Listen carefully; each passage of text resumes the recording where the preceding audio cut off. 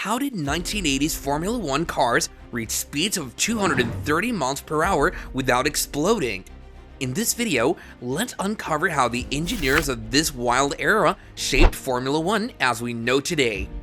Imagine a tiny 1.5-liter engine smaller than the one in your family car producing over 1,400 horsepower. That's like strapping a rocket to a go-kart. This incredible feat was made possible using Formula One's wild, unregulated 1980s turbo era, a time when teams took insane risks pushing the limits of both engineering and fuel chemistry. During the 1980s, the FIA didn't impose strict rules on fuel types.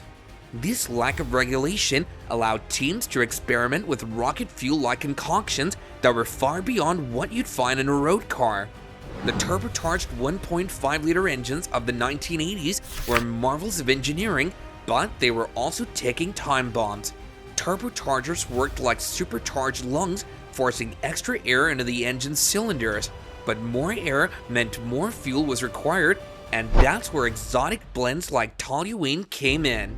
The fuel was pumped into the engines under immense pressure, sometimes up to 5.5 bar, almost double the pressure found in most engines.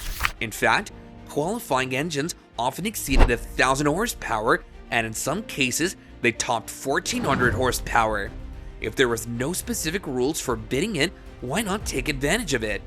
F1 was built on pushing the boundaries, and this was just another example of teams using their ingenuity to gain an edge.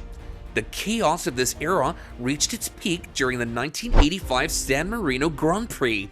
Fuel saving was so critical that many drivers didn't finish the race. Ayrton Senna, leading until lap 57, ran out of fuel, followed by his rivals.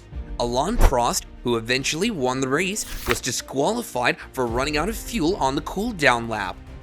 The turbo era, while exhilarating, was also marked by high risks, and as the cars reached speeds of over 200 miles per hour, the need for safety improvements became urgent. The FIA responded by tightening rules on everything from chassis design to fuel composition to improve driver safety.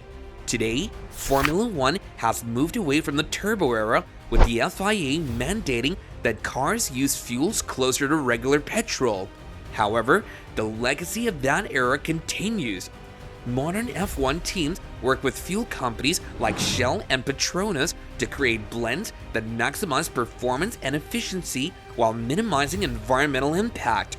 The 1986 BMW M1213 turbo engine remains the most powerful engine in F1 history, with an estimated output of 1,400 horsepower in qualifying trim.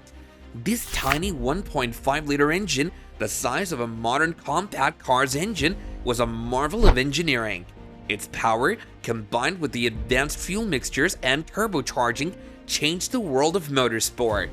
Despite its short life, the M1213 became a symbol of the turbocharged glory days of F1.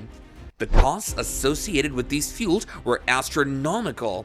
In today's money, the fuel used in these engines would cost around 300 pounds per liter, and cars consumed over 300 liters during a race, 3 times the fuel allowance of modern F1 cars. The octane rating of these fuels was an astonishing 121, far higher than the 95 to 98 octane rating of regular petrol. What do you think? Was the risk worth the reward in the turbo era? Drop your thoughts in the comments below, and don't forget to like, share, and subscribe to our channel for more.